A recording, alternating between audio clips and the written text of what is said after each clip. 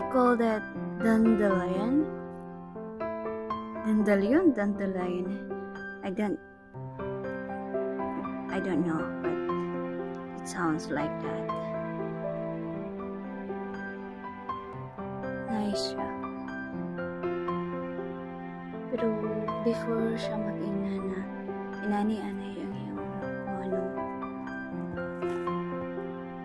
paano yung buwak.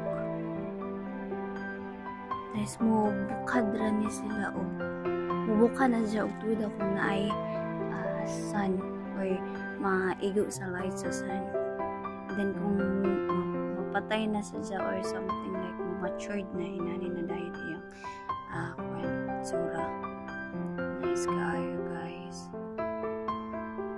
Muni sagbot diri ang mag feeling na dili siya sa sagbot sa ako na bang kailangan yun ni mo tipigan. Charot!